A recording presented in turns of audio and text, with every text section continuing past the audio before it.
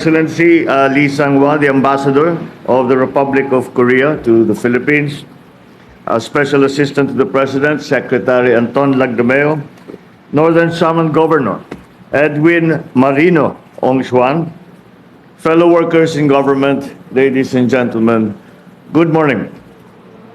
Maupay nga adlaw sa ingon na tanan. I am glad to be with you all today to preside over the inauguration of one of the final parts of the Samar Pacific Coastal Road Project.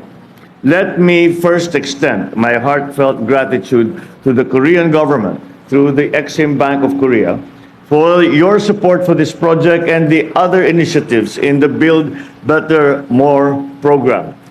Indeed, you have helped us lay the groundwork for a more progressive and prosperous Philippines. If you have noticed, the Secretary Manny Bunuan and I were looking at the piece of paper, and what it was is this. This is a chart of the projects that Korea is funding here in the Philippines. There are 21 of them. And we anticipate even an increase of that. And Korea has always been a very good friend to the Philippines. The ambassador mentioned about the time in Yolanda, about the recovery and the relief that we were. Korea was one of the first countries to send a sizable contingent to come and to help us. And furthermore, not only did they come to help us to bring the relief goods, to bring water, they helped us very much with the water supply and the relief goods, and they brought their own vehicles, and they assigned many of their soldiers to come and be of assistance. And there were also engineers.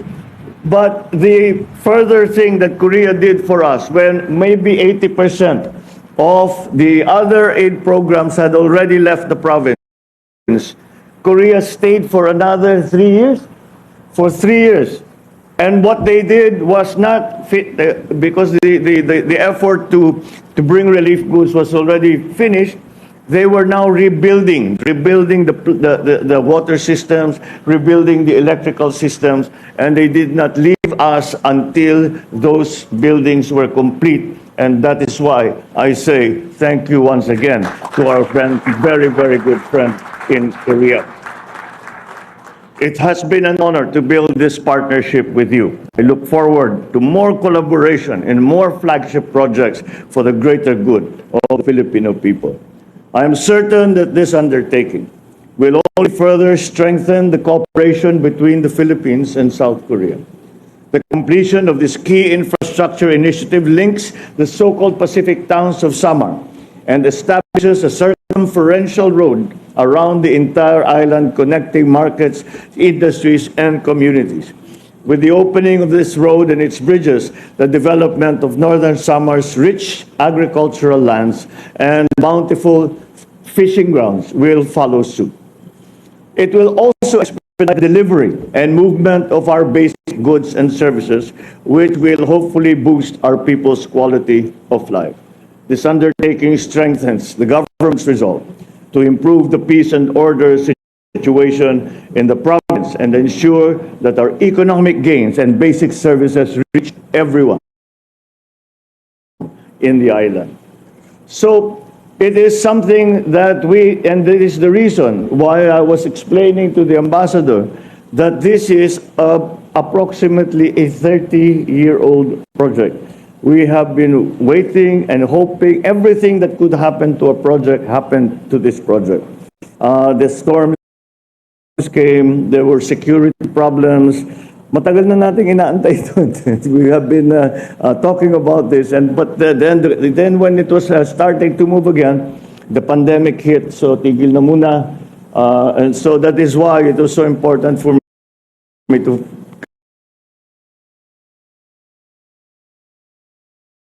come and to be able to see exactly what finally we have been able to complete, that to all of us here from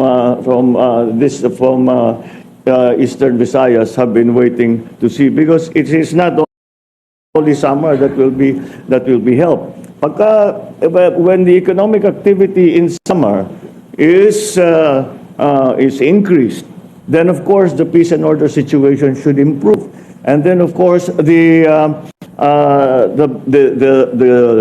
government, the local governments will have more options, will have more ability to take on their initiatives, and this will help the entire region.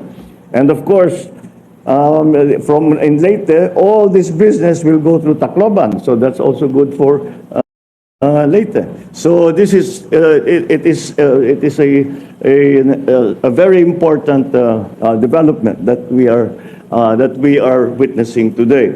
So let me also recognize the work of the provincial government, together with various national government agencies, in delivering services for the people of Northern Samar. There is nothing that we can do in the national government without the full cooperation and assistance of local government. Hindi namin kayang gawin kung kami lang. At marami kaming nakukuha at natulong, advice, experience na nanggagaling sa local government. Kaya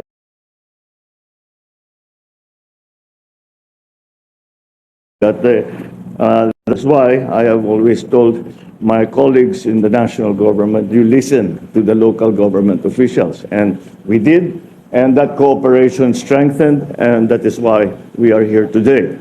You in the local government can be assured of this government's continued unconditional support in your efforts to alleviate poverty, to promote good governance, secure the health and well-being of your citizenry, and usher inclusive development in your province. Allow me as well to reaffirm the national government's commitment to continue implementing high-impact infrastructure projects throughout the archipelago.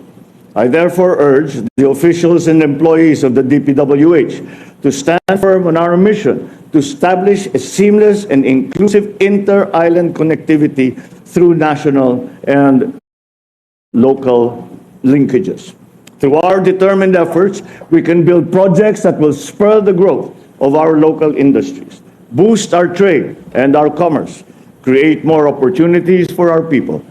So let's never cease to reach out for bigger, grander, more ambitious goals that we can give every Filipino the future that they heartily dream of and justly deserve. Damo nga salamat. Mabuhay kayong tanan. Thank you and magandang umaga po sa inyong lahat. Thank you.